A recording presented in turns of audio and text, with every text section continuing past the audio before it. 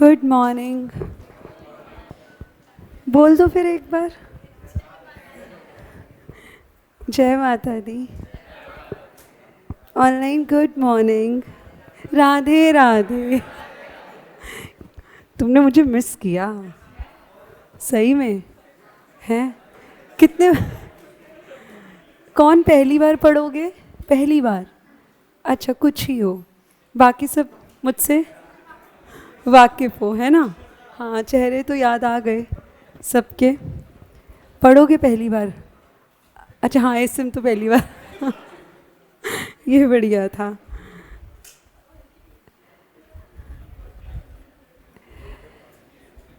चलो फिर, all excited?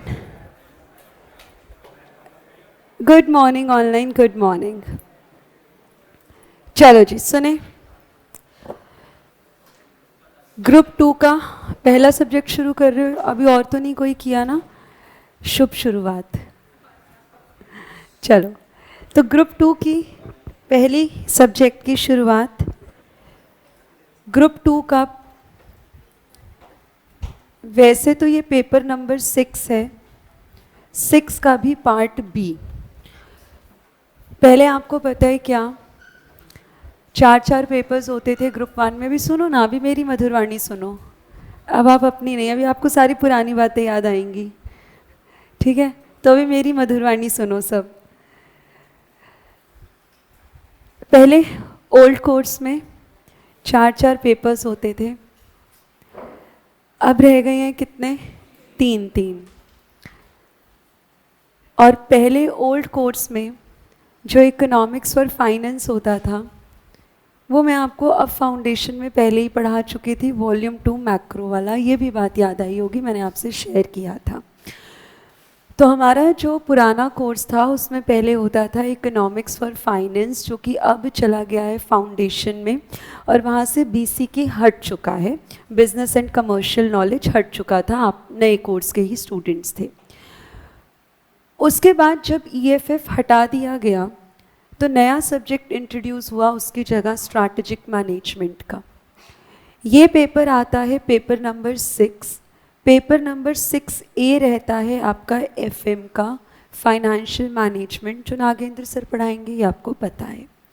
6B मेरे हत्थे फिर चढ़ गए हो, एसएम मैं पढ़ाऊंगी, ठीक है जी? तो 50 मार्क्स का ये रहता है, 50 ही मार्क्स का ये है, तो 50 नंबर का मैं पढ़ाऊंगी। नाउ द चैलेंजेस, फाउंडेशन में आपने मुझसे पढ़ा है एक ऐसा सब्जेक्ट जो ऑब्जेक्टिव था, उसकी अप्रोच डिफरेंट थी। नंबर आ गए थे ना? आ गए थे ना? इको में ज़्यादा आए थे ना? चलो जी। और अब यहाँ पे क्या प्रॉब्लम है? प्रॉब्लम नहीं है, एक्चुअली प्रॉब्लम नहीं कहेंगे। द चैलेंज इज, ऐसे में आपका 100% थ्योरेटिकल पेपर है। यहाँ आपको लर्न करना है, और लर्न करने में तो हम माहिर होते ही नहीं हैं, रट्टे तो हमसे लगते ही नहीं हैं। तो जब इको में दिक्कत नहीं आई तो दिक्कत इसमें भी नहीं आने देंगे। लर्न करवाने का काम मेरा, क्लास में ही लर्न करेंगे, क्लास में ही नोट्स बनाएंगे, जितने भी टॉपिक्स हैं हम क्लास में लिखेंगे, फ्लो चार्ट्स की हेल्प से, mnemonics I will give you, learning करने का तरीका आई विल गिव यू, सारे tricks I will give you, class में क्वेश्चंस करेंगे। 2 बुक्स आपको मिलेंगी, एक कॉन्सेप्ट की बुक और एक क्वेश्चन बैंक आपको मिलेगा। रजिस्टर्स आपको अलग से कैरी करने की ज़रूरत नहीं है। कब से? जब आपको बुक्स मिलेंगी। अभी आपको बुक्स नहीं मिली तो अभी कुछ दिन आप रजिस्टर्स लेकर आइएगा। रजिस्टर्स क्यों नहीं कैरी करने? क्योंकि जो बुक हम आपको दे रहे हैं वो प्रैक्टिकल है, एक साइड प्लेन है, एक साइड आपकी कॉन्सेप्ट्स होंगे। So you are not required to carry 2 registers और बुक्स, वो 2 चीज़ें आपको कैरी करने की ज़रूरत नहीं है। बुक ही आपकी सब कुछ रहेगी, उसी में ही आप अपने हैंड रिटन नोट्स बनाएंगे जो मैं क्लास में आपको लिखवाऊंगी। उसी के बाद उसी के अंदर आपके कॉन्सेप्ट्स रहेंगे। तो जो भी चीज़ हमें लिखनी है वो लेफ्ट हैंड साइड लिखेंगे, राइट हैंड साइड उसी का ही कॉन्सेप्ट बुक की लैंग्वेज में दिया होगा। तो 2 चीज़ें आपको कैरी करने की ज़रूरत नहीं है। बट येस, रजिस्टर आप मेंटेन करेंगे किसके लिए? घर के लिए। डेली का आई विल गिव यू 1 या 2 क्वेश्चंस, ऑब्वियसली जो क्लास में किए होंगे। वो आप घर पे लिख कर प्रैक्टिस करोगे। और क्या मैम आप चेक करोगे हमारा काम डेली? बिल्कुल मैं चेक करूँगी। अब ये आपकी रिस्पॉन्सिबिलिटी है। Obviously I will not pin point each and every person कि बेटा आपने किया दिखाओ, वो स्कूल वाली बातें नहीं। मैंने आपसे एक बार शेयर कर दिया कि आपको अगर मैं कुछ लिखने के लिए बोल रही हूँ कोई टॉपिक, आपको अपने एंड पे घर पे लिखना है और वो आपकी रिस्पॉन्सिबिलिटी है लिख कर चेक करवाना। ऑब्वियसली मैं डेली आपको नहीं जो है ऐसे टोकूंगी, दिखाओ आपको मैंने होमवर्क दिया था, किया नहीं किया तो आप क्लास से बाहर जाओ, ऐसा कुछ नहीं। ये स्कूल नहीं है, प्रोफेशनल कोर्स में हम थोड़ा प्रोफेशनलिज्म दिखाते हुए चलेंगे। मेरी रिस्पॉन्सिबिलिटी, मेरी ड्यूटी आपको चीज़ें समझाना, उन चीज़ों का क्लास में नोट्स बनवाना, उसके बाद उसी चीज़ को एक बार घर पे आप अपनी लैंग्वेज में लिख कर देखेंगे। आपने लिख लिया, टाइमली काम कर लिया, नेक्स्ट डे आके आप मुझसे चेक करवा लो, मुझे कोई प्रॉब्लम नहीं है। अभी रीसेंट बैच भी जो ख़त्म हुआ उसमें भी बच्चे लिखते थे और वो लोग मुझे व्हाट्सएप कर दिया करते थे। पर इस बैच में मैं व्हाट्सएप वाला जो है तरीका थोड़ा सा मैं मना करूँगी। रीज़न कि इतने सारे पिक्चर्स आ जाते हैं, मैं खुद भूल जाती हूँ कौन सा किस बच्चे की पिक्चर थी, तो मैं उसको आगे रिप्लाई सही प्रकार से हो सकता है क्योंकि ना जा पाए वो आंसर सही से, जिसका किसी और की पिक्चर किसी और को सेंड हो जाए। तो इसलिए मैं व्हाट्सएप पर आंसर आप मुझे भेजो, मैं रिकमेंड नहीं करती। आप डेली मुझसे क्लास में नेक्स्ट डे आके चेक करवा लो आपने जो भी लिखा है। नहीं मैं सेम डे चेक कर पाऊँगी, I will check it the other day, लेकिन चेक हो जाएगा। आपने लिखा है, आपकी मेहनत हम पक्का कबूल करेंगे। द थिंग इज़ आपको मेरे साथ इस बार लगना पड़ेगा। पेपर ऑब्जेक्टिव नहीं है, फाउंडेशन में अप्रोच अलग थी इकोनॉमिक्स के साथ, अभी एसएम का पेपर थ्योरेटिकल है, यहाँ पे अप्रोच अलग हो जाएगी। यहाँ पे ज़्यादा फोकस अब हमारा लर्निंग पर रहेगा। देखो जी, to be very honest, to be very frank, अगर मैं आपसे एक बात कहूँ, क्लास में मैं बोलूँगी आपको सब कुछ समझ में आएगा, आप बहुत अच्छा कहोगे बहुत अच्छे से समझ में आ गया, लेकिन अल्टीमेटली ना सिर्फ समझी हुई चीज़ों से काम चलता नहीं है, नंबर आपको लिख कर मिलेंगे। सो इन एनी केस मैं जितना मर्जी अच्छा समझाऊँ, आप जितना मर्जी फोकस होकर सुने, आपको नंबर लिखने के मिलेंगे। आपका वाइवा पेपर नहीं है कि आपने सुनाया और काम चल गया। तो एट एनी कॉस्ट आपको लिख कर ही प्रैक्टिस करनी है। ये हम डे 1 से जो है आप और हम क्लियर रहेंगे इस बात पर। कुछ लाइंस, कुछ अक्षर ऐसे हैं जो आलू की तरह हैं, हर सब्जी में डालो काम चलता है। वैसे ही एसएम की कुछ अक्षर, कुछ लाइंस ऐसी हैं, हर आंसर में डालो काम चलता है। Almost 30 to 35 lectures I will be taking, जहाँ पे आपका पूरा course along with all the questions हम डिस्कस कर लेंगे। क्वेश्चन बैंक आपको मिलेगा, अगेन वो भी हम डिस्कस करेंगे आपके साथ। उसमें बहुत सारे केस सिनारियोज़ हैं, बहुत सारे एमसीक्यूज़ हैं, बहुत सारे डायरेक्ट क्वेश्चंस हैं। सब कुछ जो है जितना हो सकेगा हम आपके साथ डिस्कस करेंगे। जैसे इकोनॉमिक्स में कभी शायद, मुझे नहीं याद, आप ही मुझे बताओ, आई नीड अ फीडबैक, कभी शायद क्वेश्चन मैंने छोड़ा नहीं होगा या होमवर्क में भी नहीं दिया होगा। हर एक चीज़ हम क्लास में ही कवर कर लेते थे और घर पर जाने के बाद मुझे नहीं लगता कि इकोनॉमिक्स में बहुत ज़्यादा मेहनत की ज़रूरत पड़ी होगी, या एक दिन की अगर छुट्टी हुई थी तो वहाँ पे आपको समझ ही नहीं आया कि हम कैसे अपनी दोनों बुक्स माइक्रो मैक्रो को मैनेज करें, ईजिली हो गया होगा।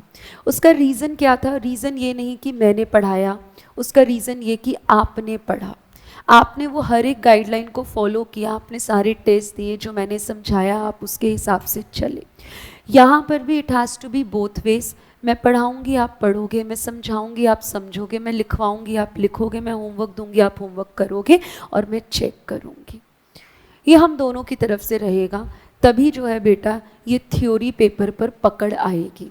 थ्योरी पेपर बड़ा बोरिंग लगता है, बहुत मोनोटोनस हो जाता है। तो इंटरेस्टिंग बनाने के लिए I will show you videos, I will show you business करने का तरीका, I will give you mnemonics, I will give you everything. जो भी चीज़ सब्जेक्ट को आसान इंटरेस्टिंग बनाने के लिए मुझे आपके लिए करनी है, I will do that, each and everything I will do that for you. उसके बाद हमने आपको बताया 6B जो है ये रहता है 50 मार्क्स का रहता है। इसमें भी बेटा 30% आपका MCQ पेपर रहता है, 70% आपका डिस्क्रिप्टिव रहता है। 50 का 30%, 15 मार्क्स, बचा हुआ 35 मार्क्स, केस स्टडी बेटा जी सोचे ना हम कि मतलब क्या बोलूँ कि बहुत एक एक लाइन में आती होंगी, तो नहीं आती। इस बात को भी आप दिमाग में बिठा के चलना। हम कहें कि एक एक लाइन में case study it's a case study, तो प्रॉपर केस होता है। केस कितना बड़ा, 1 से 1.5 पेज का तो केस ही होता है। 1 से 1.5 पेज का केस होता है। जैसे वो इंग्लिश में 11th-12th में कॉम्प्रिहेंशन करते थे ना, पैसेज रीडिंग, वैसा 1 से 1.5 पेज का केस स्टडी होता है। उसमें से सवाल कितने आते हैं? 5 क्वेश्चंस आते हैं, 2 नंबर का एक सवाल। मिलेगा तो पूरा 2 मिलेगा, नहीं मिलेगा तो कुछ नहीं मिलेगा, नेगेटिव मार्किंग नहीं होती है। तो नहीं अगर टाइम मिल रहा तुक्के मार के आओ, शायद लग जाए तो 2 नंबर मिल जाए। यहाँ पे आपको MCQ में नेगेटिव मार्किंग है, ऐसे डरने की ज़रूरत नहीं है, क्योंकि नेगेटिव मार्किंग यहाँ पर नहीं है। तो ये तो सिर्फ 10 नंबर हुए। उसके बाद फिर बेटा 2 MCQ आते हैं 2 नंबर के, 1 MCQ आता है 1 नंबर का। पर ये वाले क्वेश्चंस जो होते हैं इस केस से रिलेटेड नहीं होते, वो अलग से आपके किसी भी चैप्टर से रिलेटेड आपसे पूछ लिया जाएगा। शुरू के 5 क्वेश्चन केस रिलेटेड होते हैं, अगले 3 क्वेश्चन आपके वैसे ही किसी भी चैप्टर से पूछ लिया जाता है। उसके बाद शुरू होता है ये 35 नंबर का सिलसिला। यहाँ पे आपको लिखना होता है। कुछ क्वेश्चंस हर अटेम्प्ट में आते ही आते हैं, उनके प्रैक्टिस क्लास में करके चलेंगे। तो ये तो हमारे थोड़े से कोर्स की बात रही। What about test? Obviously test हम लेंगे। कैसे लेंगे? यूनिट 1, 2, 3 का एक टेस्ट, यूनिट 4 और 5 का एक टेस्ट। 50 नंबर का पेपर है, 5 ही चैप्टर्स हैं, तो आप ये मान सकते हो 10 नंबर का एक चैप्टर। सीधी सीधी बात है। 5 चैप्टर्स हैं, 50 नंबर का है। 30 से 35 क्लासेस मुझे चाहिए, वो भी तब जब मैं आपको साथ में रिवीजन भी करवाऊंगी, क्वेश्चंस भी करवाऊंगी। इस अटेम्प्ट में भी ऑलमोस्ट 32 लेक्चर्स में हमने कोर्स ख़त्म कर दिया। आगे के 3-4 लेक्चर्स में सिर्फ क्वेश्चंस की प्रैक्टिस की है, केस स्टडीज़ की प्रैक्टिस की है, MCQ की प्रैक्टिस की है। पर कोर्स मेरा 32 लेक्चर्स में ख़त्म हो गया था। तो आपके केस में भी उम्मीद कर सकते हैं 32 का 31 या 32 का 33 कोर्स इतने में ख़त्म हो जाएगा। बस ये आपके कुछ पेपर्स की बातें हैं। टेस्ट की बात मैंने आपसे शेयर की। यूनिट 1, 2, 3 का एक टेस्ट, 4, 5 का एक टेस्ट, तीसरा टेस्ट फुल सिलेबस का। इसमें कोई चेंजेस होंगे अगर टेस्ट में, तो ऑब्वियसली ड्यूरिंग दिस पीरियड आपको I will let you know for sure. Clear है जी बात? शुरू कर सकते हैं। टाइमिंग्स वही 8:30 से 10 का रहेगा। 8 बजे मेरे लिए टू बी ऑनेस्ट पॉसिबल थोड़ा सा नहीं है, मैं थोड़ा बाल बच्चे वाली हूँ, पता होगा आपको, है ना। मेरा छोटा सा बालक है, स्कूल भेजना होता है, तो इसलिए आपको ऐसे ही मैं आधा घंटा वेट करवाऊँ वो अच्छा नहीं लगता। पहले ही आपको बता दिया 8:30 से 10 का हमारा टाइम जो है वो रहेगा। और मुझे लगता है थ्योरी पेपर के लिए 1.5 घंटा बहुत होता है ना, उससे ज़्यादा फिर नहीं हो पाता है। तो और वैसे भी हमारा कोर्स ज़्यादा तो है नहीं, तो 1.5 घंटा ठीक है। बट हाँ, जैसे ही उसकी वो हो जाएंगी ना समर वेकेशन, मैं 8 बजे पर आ जाऊंगी, ठीक है। होने वाली है। नहीं चलो, वो तो खैर बात की बात है, ये तो मजाक वाली बात है। वो जैसा होगा आई लेट यू नो, कोई प्रॉब्लम नहीं है। ऑनलाइन लाइव स्टूडेंट्स ऑब्वियसली बेटा आप भी टेस्ट दोगे, ठीक है। अच्छा, ये सही था, मिशन CA देख के नहीं लगता संतूर मम्मी, ठीक है, सही कह रहे हो, मैं लपेट रही हूँ बेटा। Ma'am what about online student, can we send it on WhatsApp? अच्छा ठीक है, ऑनलाइन वाले मुझे PDF क्रिएट करके भेजना फिर, ठीक है, क्योंकि सिंगल सिंगल पिक्चर्स आती हैं ना तो हो नहीं पाता है। तो आप मुझे PDF बना के भेजना ऑनलाइन दोस्त, ठीक है जी। चलो शुरू करते हैं फिर। कोर्स नोट्स आपको मिल गए होंगे, मिल गए? एक मुझे भी दे दीजिए। चलो जी, थोड़ा सा आपको ब्रीफ करते हैं स्ट्रैटेजिक मैनेजमेंट में आपको पढ़ना क्या है। Thank you. स्ट्रैटेजिक मैनेजमेंट में आपको पढ़ना क्या है, थोड़ा सा हम आपको ब्रीफ करते हैं। आज ज़्यादा तो हम नहीं ले पाएंगे कोर्स को, क्योंकि पहले आपको आपके सब्जेक्ट के साथ मुझे दोस्ती करवानी पड़ेगी। आपके लिए पूरा ये नया सब्जेक्ट है, तो आज इस चैप्टर के साथ, आज इस सब्जेक्ट के साथ थोड़ी सी दोस्ती करते हैं, जान पहचान बढ़ाते हैं, और फिर जो है आगे इसको नेक्स्ट स्टेज तक लेकर जाएंगे। सुनेंगे, स्ट्रैटेजिक मैनेजमेंट सब्जेक्ट नहीं है। कितने बच्चे आप लोग बिजनेस करना चाहते हो, CA बनने के बाद फर्म खोलेंगे? ऑब्वियसली जो थोड़ा सा बॉयज़ का जो होता है पर्सपेक्टिव, वो कहीं ना कहीं फर्म का होता है, ठीक है जी। तो बिजनेस करना कैसे है ना, वो हम स्ट्रैटेजिक मैनेजमेंट में सीखेंगे। प्रैक्टिकली चीज़ों को समझेंगे, फिर उस चीज़ को थ्योरेटिकली पढ़ लेंगे, आसान बन जाएगा। स्ट्रैटेजिक मैनेजमेंट अक्षर जो है वो, स्ट्रैटेजी जो है वो अक्षर उठाया कहाँ से गया है? हमारा तो ये अक्षर है ही नहीं, ये हमने आर्मी से, मिलिट्री से ये अक्षर उठाया है। ये अक्षर हमारा नहीं है। स्ट्रैटेजी आपको याद होगा, बिजनेस इकोनॉमिक्स क्या था? मल्टी डिसिप्लिनरी इन नेचर था। बहुत सारे सब्जेक्ट्स को मिलाकर हमने एक सब्जेक्ट बनाया था। वैसे ही स्ट्रैटेजिक मैनेजमेंट में जो अक्षर स्ट्रैटेजी है वो मेरा है ही नहीं, वो कोर स्ट्रैटेजिक मैनेजमेंट का वर्ड है ही नहीं। वो अक्षर तो हमने उठाया है आर्मी, मिलिट्री से। वहाँ पर षड्यंत्र बनाए जाते हैं, काम करने की नीतियाँ बनाई जाती हैं, उसी को ही आज इंग्लिश में स्ट्रैटेजी का नाम दे दिया है। एक्चुअल में स्ट्रैटेजी का मतलब सिर्फ क्या है? नीतियाँ बनाओ, षड्यंत्र रचो। वो पहले राजा महाराजा एक दूसरे के अगेंस्ट षड्यंत्र रचते थे, इतने पढ़े लिखे नहीं थे, ये फैंसी नॉलेज उनके पास नहीं थी। आज हमारे पास है तो हमने उसको स्ट्रैटेजी का नाम दे दिया। स्ट्रैटेजी आप ऐसा नहीं है कि आप ही पहली बार पढ़ रहे हो, ये तो पुराने ज़माने से चलता आ रहा है। जैसे आज के टाइम पे अगर हम अकाउंट्स की रिफाइंड नॉलेज अगर किसी के पास है, हम उसको चार्टर्ड अकाउंटेंट बोल देते हैं। पर पहले के ज़माने में भी तो बही खाते बनते थे, मुंशी तो पहले भी होते थे। आज के टाइम में हमारे पास थोड़ी सी बेहतर नॉलेज है, आज के हिसाब की नॉलेज है, रिफाइंड नॉलेज है, तो हम हैं चार्टर्ड अकाउंटेंट्स। आज भी जस्टिस होता है, आज भी लॉ एंड ऑर्डर बनता है, आज भी न्याय होते हैं, तो हम हैं जज, एडवोकेट, लॉयर्स। पर पंचायतें तो पहले भी बैठती थी। तो चीज़ें जो आप पढ़ते हो वो कोई आज की देन नहीं है, हमने कुछ नया नहीं निकाला है, हम पुरानी ही चीज़ों को पढ़ते हैं। पहले भी बिजनेस होता था, आज भी बिजनेस होता है। इट इज़ जस्ट दैट बदलते ज़माने के साथ, बदलते वक्त के साथ काम करने के तरीके बदल गए हैं। पहले जिन कामों को मैन्युअली किया जाता था, आज उन कामों को करने के लिए टेक्नोलॉजी की मदद ली जाती है।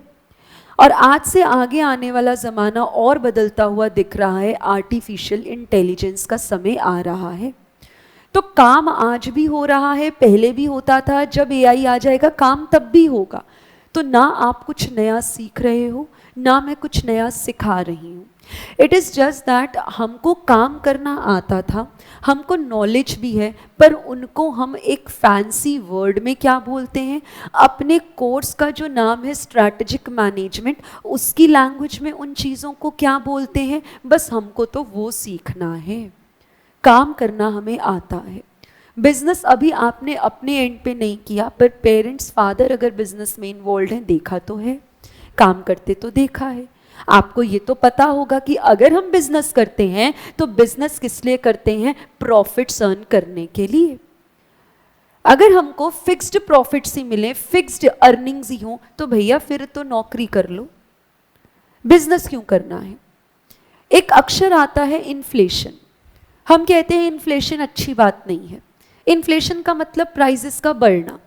पर अगर प्राइसेस बढ़ रहे हैं तो बेटा आप अपने आप को किस नज़र से देख रहे हो? खरीदार की नज़र से। आप बायर हो, इसलिए आपकी जेब से ज़्यादा पैसा जा रहा है तो आपको दुख हो रहा है। पर आप बिजनेसमैन हो ना, आप ये सोचो, क्योंकि हमको तो बिजनेस पढ़ना है ना।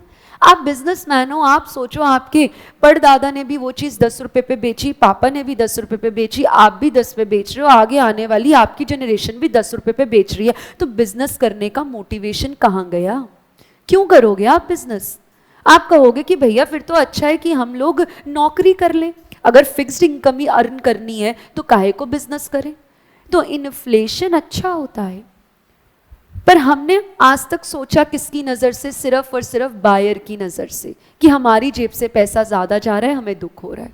पर सेलर को तो पैसा ज़्यादा चाहिए अपने काम करने का, उसको तो कुछ अर्निंग्स, प्रॉफिट्स के रूप में चाहिए। ये जो इन्फ्लेशन है, ये जो महंगाई है, ये भैया एकदम से ना आए। 10 रुपये वाली चीज़ सीधा 100 रुपये 500 पे ना आ जाए। 10 रुपये वाली चीज़ के रेट बढ़े तो भैया 54 58 1 रुपये करके बढ़े तो एक्सेप्टेबल है। तो हम कहते हैं इन्फ्लेशन लो हो, इन्फ्लेशन स्टेबल हो, पर इन्फ्लेशन की कुछ डिग्री ऑलवेज रिक्वायर्ड होती है, नहीं तो economy as a whole grow कर ही नहीं सकती है। यही तो सीखना है। ये चीज आपको पता थी कि सेलर काम कर रहा है प्रॉफिट्स के लिए, बस ये नहीं पता था कि इन्फ्लेशन हम क्यों कहते हैं, बढ़ता हुआ इन्फ्लेशन बुरा है। थोड़ा सा हमने उसको और बेसिक्स को क्लियर किया, आज वो बात भी सेटल हो गई कि भैया इन्फ्लेशन भी रिक्वायर्ड होता है। बस यही चीजें स्ट्रैटेजिक मैनेजमेंट में पढ़नी है। आप अगर बिजनेस कर रहे हो तो बिजनेस स्क्रैच से करते वक्त क्या क्या काम करने हैं, बस उस चीज को हमने सोचना है। आज मैं एग्जाम्पल लेती हूँ आपके वीजेसी का, वैभव जलान क्लासेस का।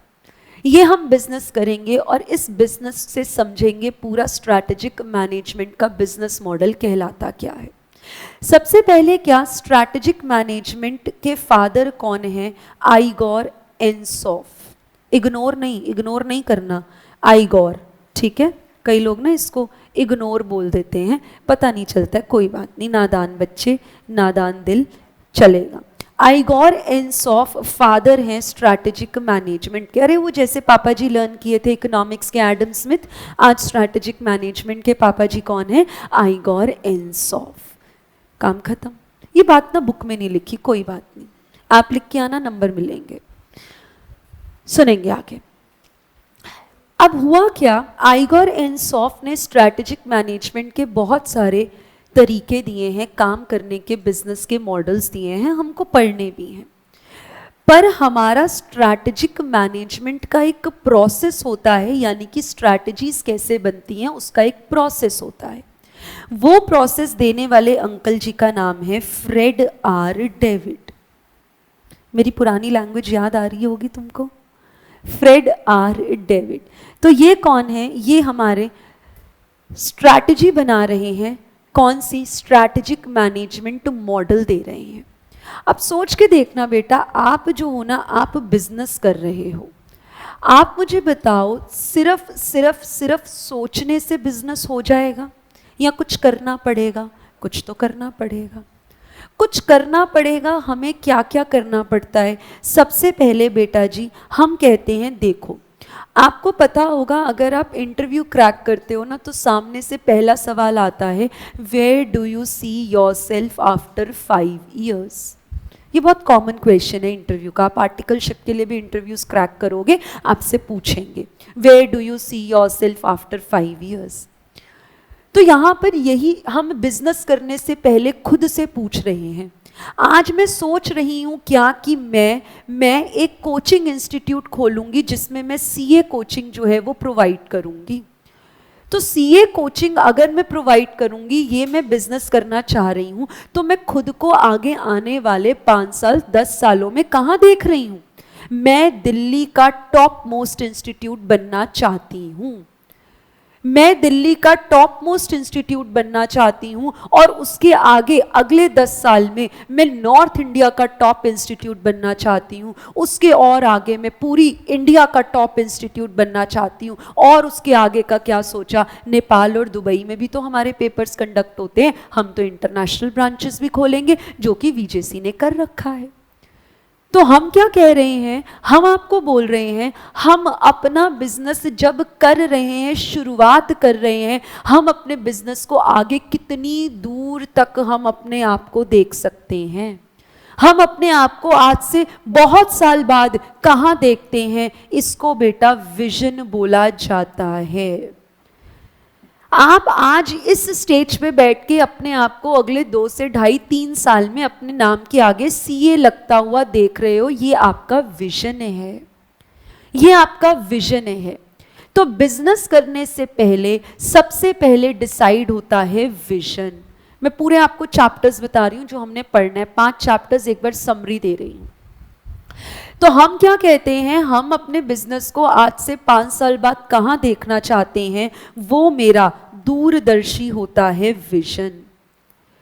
इस विजन तक पहुंचने के लिए कोई तो रास्ता मुझे अपनाना पड़ेगा, कोई तो जीपीएस लोकेशन मुझे डालनी पड़ेगी मैप में। वो जो जीपीएस लोकेशन है, वो जो रोड मैप है, उसको बोलते हैं हम मिशन। मिशन रोड मैप है। आपके लिए आपका मिशन क्या है? अभी का मिशन सीए इंटर क्रैक करना।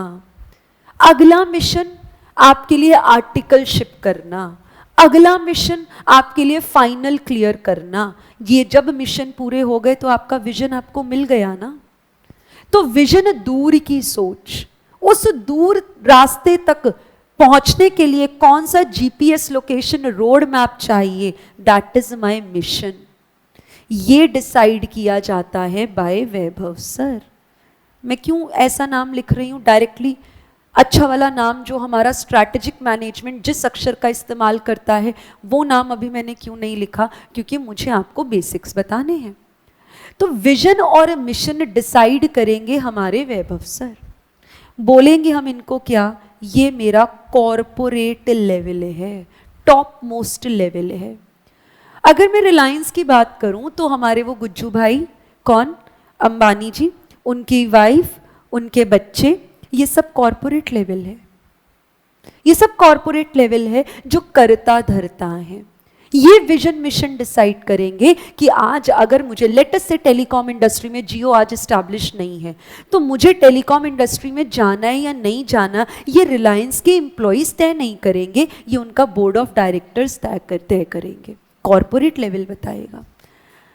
हाँ या ना का जवाब कॉरपोरेट लेवल से आएगा, पर अब काम करना कैसे है वो मिडिल लेवल बताएगा, और काम एक्चुअल में कैसे हो रहा है उसको ऑपरेशनल करेगा लोअर लेवल। आज मुझे वैभव सर ने बोला, देखो ज्योति, हाँ जी, मैंने कहा बोलो सर। कहते हैं ज्योति सुनो, हम लोग ना लेटेस्ट से, मैं आपको अगर एग्जाम्पल बिल्कुल शुरुआत से दूं इस कॉन्सेप्ट को कनेक्ट करने के लिए, वीजेसी स्टार्ट हुआ था, आपको शायद सर ने बता रखा होगा, एक कमरे से स्टार्ट किया था, बता रखी होगी उन्होंने ये स्टोरी। तो हमने एक कमरे से स्टार्ट किया था, तब सिर्फ मैं और सर पढ़ाते थे, सिर्फ हम दोनों पढ़ाते थे। हमने उस कमरे से स्टार्ट किया था जहाँ पे हम सिर्फ अभी फाउंडेशन की क्लासेस दिया करते थे। हमारी सोच क्या थी, हमारा विजन क्या था, हम इसको एक बड़े लेवल पे काम करना चाहते हैं। हमने प्रीवियस मॉल में काम किया, अब वहाँ पे हमको ज्वाइन आपने किया हुआ था। फिर अगला मेरा, और मैंने विजन देखा, जब एक विजन पूरा हो गया मैंने कहा और ग्रैंड लेवल पे जाना है, हम यहाँ पर आ गए। तो हम क्या कह रहे हैं, ये और ग्रैंड लेवल पे जाना है, ये लोअर लेवल डिसाइड करेगा या वैभव सर का निर्णय होगा, डिसीजन होगा, वैभव सर का होगा। उन्होंने मुझे बताया, ज्योति फाउंडेशन के साथ अब हम इंटर की क्लासेस भी लेंगे, तुमको इंटर भी पढ़ाना है। ये चीज पहले से डिसाइडेड थी कि इंटर भी पढ़ाना है,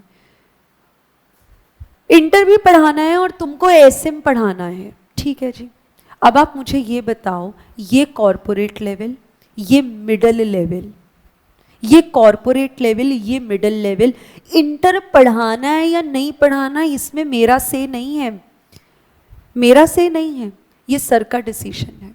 क्योंकि इंटर पढ़ाने के लिए हमें स्पेस चाहिए, हमें प्रोजेक्टर चाहिए, हमें कुर्सियाँ चाहिए, हमें और स्टाफ चाहिए, हमें इंफ्रास्ट्रक्चर चाहिए, हमें एसी चाहिए, हमें सब कुछ चाहिए। मेरे कहने से ये चीज़ें अरेंज नहीं होंगी, पर सर कहेंगे ना हाँ करना है तो ये चीज़ें आएंगी आएंगी। विजन और मिशन डिसाइड करता है कॉरपोरेट लेवल। जब उन्होंने हाँ किया, इंटर शुरू होगा, मुझे एसएम लेना है, तो अब एसएम के प्रति काम तो मैं करूंगी। ये हो गया मिडिल लेवल। एक्चुअल में जो यहाँ पे स्टाफ है वो उस चीज को पॉसिबल कर पा रहा है। हमारे आने से पहले ये सेटअप तैयार है, कुर्सियां लगी हैं, एसी ऑन है, आपके लिए कार्डबोर्ड्स वहाँ रखे हैं, एवरीथिंग वो पहले से ही की हुई होती है। ऑपरेशंस एक्चुअल में जो फंक्शनिंग होती है उसको हम ऑपरेशनल या लोअर लेवल ऑफ मैनेजमेंट बोलते हैं। तो मेरे 3 लेवल्स होते हैं ऑर्गेनाइजेशन के। मैंने क्यों यहाँ का एग्जाम्पल लिया, क्योंकि आप यहाँ पे हमको कनेक्ट कर सकते हो हर एक लेवल से। मैं एग्जाम्पल देने को कोई भी दे सकती थी, पर यहाँ पे आप डेली आ रहे हो, आप आधा दिन यहाँ स्पेंड कर रहे हो, आपको जब मैं नाम बताऊंगी आप डायरेक्टली उनको उस लेवल से रिलेट कर पाओगे। ये थोड़ा सा प्रैक्टिकल इसको रिलेट करना पॉसिबल है। तो हमने क्या कहा, एक ऑर्गेनाइजेशन में ना 3 लेवल्स होते हैं। सबसे पहले होता है कॉरपोरेट लेवल, फिर मेरा आता है मिडिल लेवल, जिसको बेटा हम बिजनेस लेवल भी बोलते हैं, क्योंकि एक्चुअल में बिजनेस तो भैया मुझे एसएम पढ़ाना है ना, और उसके बाद मेरा आता है लोअर लेवल ऑफ मैनेजमेंट, जिसको मैं ऑपरेशनल लेवल भी बोलती हूँ या फिर मैं इसको फंक्शनल लेवल भी बोलती हूँ। ये सब इसके अलग अलग नाम हैं। तो अब हुआ क्या, हमको आज से 5 साल बाद खुद को कहाँ देखना है, ये विजन हो गया। उस विजन तक जाने के लिए रास्ता कौन सा चुनना है, वो मिशन हो गया। अब हो क्या रहा है, अब हम डिसाइड करेंगे। अब हम क्या डिसाइड करेंगे, अब अपन डिसाइड करने वाले हैं हमारे बिजनेस मॉडल और business definition. Business model, business definition क्या होता है, पुराने कोर्स में था, अब नहीं है, पर अभी भी कुछ सवाल इससे रिलेटेड पूछे जाते। ज़्यादा इन डेप्थ में नहीं बताऊंगी, सिर्फ इसका मतलब ये है पैसे कमाने का जरिया। मेरा बिजनेस मॉडल क्या है, मेरा बिजनेस मॉडल है सीए के बच्चों को सीए की कोचिंग देना। ये मेरा बिजनेस मॉडल, बिजनेस डेफिनेशन। मेरे बिजनेस को कौन डिफाइन कर रहा है, क्या डिफाइन कर रहा है, मेरा बिजनेस कैसे डिफाइन हो रहा है। मेरा बिजनेस ऐसा जहां पे मैं सीए के बच्चों को सीए की कोचिंग सब्जेक्ट्स पढ़ाती हूं। उसको पढ़ाने के लिए, यानी कि ये एक तरीका है मेरा पैसे कमाने का, जिसके लिए मॉडल क्या बन गया, फाउंडेशन से पैसा कमा रही हूं, इंटर से कमा रही हूं, फाइनल से कमा रही हूं। ये बिजनेस मॉडल, सीए के बच्चों को कोचिंग देना मेरे बिजनेस डेफिनेशन का पार्ट है। बिजनेस मॉडल और बिजनेस डेफिनेशन को डिसाइड करने वाला मिडिल लेवल बिजनेस लेवल होता है। उसके बाद बेटा जी एक्चुअल काम जब करेंगे, आज एक्चुअल में क्लासेस हो पाई हैं, सर ने डिसीजन लिया क्लासेस लेनी है, मैंने हाँ भरी 8:30 बजे लेनी है, पर एक्चुअल में पॉसिबल कैसे हुआ। मैं क्या पहले आई 7 बजे कुर्सियाँ अरेंज की, क्या मैंने प्रोजेक्टर अरेंज किया, मैंने एसी चलाया, मैंने कमरे को जो है इसका टेम्परेचर को मेंटेन, नहीं। एक्चुअल में काम किसी और लेवल ने किया, फंक्शनिंग किसी और ने की, ऑपरेशंस किसी और ने किए, ऑपरेशनल लेवल। तो हमारे 3 लेवल्स ऑफ मैनेजमेंट बेटा, कॉरपोरेट लेवल से विजन और मिशन मिलते हैं, सेकंड लेवल से मुझे बिजनेस मॉडल, बिजनेस डेफिनेशन मिलता है, और यहाँ से बेटा मुझे मिलते हैं गोल्स एंड ऑब्जेक्टिव्स। अब इसमें क्या फर्क है, गोल्स और ऑब्जेक्टिव्स में क्या फर्क है। लेटस से बेटा जी, ये भी आप जो है चैप्टर 1 में पढ़ोगे। अच्छा अभी तो आपके पास बुक नहीं है ना, तो पेज नंबर बताना, अभी फायदे में नहीं रहोगे, पर ये जितनी भी बातें मैं आपको बता रही हूँ ये सब आपके कोर्स का पार्ट है। आपकी बुक्स में ऑलरेडी ये सारी चीज़ें जो है ना वो मेंशन्ड है। तो हम क्या बोल रहे हैं बेटा, हमारे जो गोल्स होते हैं ना, मेरा गोल है प्रॉफिट्स को बढ़ाना। क्या गोल है मेरा, प्रॉफिट्स को बढ़ाना। मेरा गोल है सेल्स टर्नओवर को बढ़ाना, ये मेरा जो है वो गोल है। पर बेटा ये जो गोल है, क्या मैं आपको ये क्लियर कर रही हूँ प्रॉफिट कितने % बढ़ाना है, 10%, 50%, 20%, 10,000, 50,000, 5 लाख? नहीं, गोल्स होते हैं बेटा ओपन एंडेड। पर मैंने जब कहा ना 15% प्रॉफिट बढ़ाना है, now this becomes my objective. हम यस ऑल्टरनेटिवली इस्तेमाल कर सकते हैं, गोल्स ऑब्जेक्टिव्स हम हमेशा ऑल्टरनेटिवली इंटरचेंजेबली इस्तेमाल करते हैं, आप भी कर सकते हो। पर स्पेसिफिकली अगर सवाल आता है गोल्स और ऑब्जेक्टिव से, तो गोल्स बेटा मेरे ओपन एंडेड होते हैं, पर वहीं मेरा ऑब्जेक्टिव क्लोज्ड एंडेड होता है। प्रॉफिट बढ़ाने हैं, सेल्स बढ़ानी है, टर्नओवर बढ़ाने हैं, आपको नेट प्रॉफिट रेशियो बढ़ाना है, ग्रॉस प्रॉफिट रेशियो बढ़ाना है, आपको अपना कैपिटल इन्वेस्टमेंट इंक्रीज करना है, आपको एम्प्लॉय टर्नओवर कम करना है, ये सब क्या है, गोल्स हैं। जब मैं स्पेसिफाई कर दूं ना किसको कितने से बढ़ाना है, कितना कम करना है, now this becomes a closed ended objective. तो गोल्स और ऑब्जेक्टिव्स डिसाइड होते हैं by the 3rd level, operational या फंक्शनल लेवल। तो मैंने आपसे क्या बोला, अब जल्दी से हम लर्न करेंगे, रिवाइज करेंगे। क्या लर्न करेंगे, क्या रिवाइज करेंगे, मैं बता रही हूँ। ठीक है मैम, बताओ फिर। सबसे पहले मुझे बताओ कितने लेवल्स ऑफ मैनेजमेंट, 3 लेवल्स। सबसे पहले कौन सा, कॉरपोरेट लेवल, फिर मेरा बिजनेस लेवल, फिर मेरा ऑपरेशनल लेवल, जिसका दूसरा नाम फंक्शनल लेवल। जल्दी से बताएंगे कॉरपोरेट लेवल क्या डिसाइड करता है? विजन और मिशन। विजन क्या होता है? वो दूर की सोच। और मिशन क्या है? वहां तक पहुंचने के लिए जो काम करने हैं वो मिशन है। बिजनेस लेवल क्या देता है? Business model, business definition. पुराने कोर्स का पार्ट था, अब आपको नहीं पढ़ना है, थोड़ा सा ब्रीफ में पढ़ना है, वो उतना ही पढ़ना है जितना मैंने अभी बताया। उसके बाद आपकी बुक में तो बिजनेस मॉडल और डेफिनेशन की डेफिनेशन भी नहीं दे रखी है, स्टिल हम आपको लिखवा देंगे फॉर क्या कहते हैं, सिक्योरिटी पर्पसेस, ठीक है जी, फॉर सेफर साइड। जल्दी से बताओ ऑपरेशनल लेवल और फंक्शनल लेवल क्या डिसाइड करता है? Goals and objectives. लर्न हुआ? यूनिट 1 आपको लर्न हो गया, यही तो पढ़ना है बस। अब आगे इनके वो पढ़ेंगे, फीचर्स, कैरेक्टरिस्टिक्स, यही तो पढ़ना है, और क्या पढ़ना है। फिर से एक बार आवाज़ सबकी आनी चाहिए, पहली क्लास है, सुबह की भी पहली क्लास, सब्जेक्ट की भी पहली क्लास, आवाज़ आनी चाहिए, गूंजनी चाहिए आवाज़। जल्दी से बताओ कितने लेवल्स ऑफ मैनेजमेंट? नहीं मज़ा आया, कितने लेवल्स? एक बार फिर से, कितने लेवल्स? 3। 3 तिगाड़ा तो काम बिगाड़ा होता है, फिर से बोलो कितने levels? 3 levels. Top most, second level, third level. पहला लेवल क्या डिसाइड करेगा? तीसरा लेवल क्या करेगा? सेकेंड लेवल क्या करेगा? Business model, business definition. Profits बढ़ाने हैं, क्या है ये? गोल्स। 15% प्रॉफिट बढ़ाना है, सेल्स कम करनी है, ये बनना चाहिए गोल। सेल्स कम करना गोल बनना चाहिए, बस लगे रहो, कोई बात नहीं। सेल्स बढ़ानी है, 15% सेल्स बढ़ानी है, ऑब्जेक्टिव्स।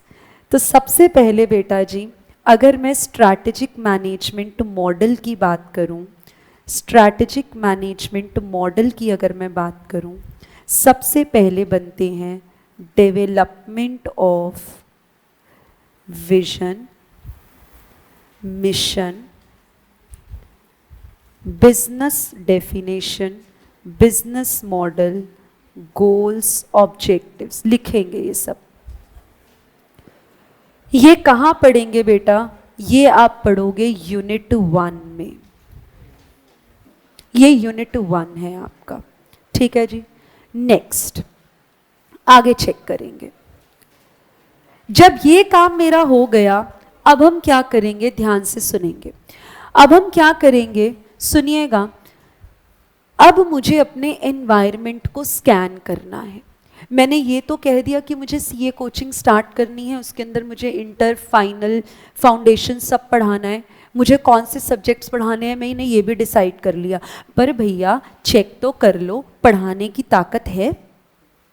बोल तो दिया फाइनल भी शुरू करेंगे, बोल तो दिया इंटर भी शुरू करेंगे, बोल तो दिया फाउंडेशन भी शुरू करेंगे। स्पेस है इतना बच्चों को बिठाने के लिए?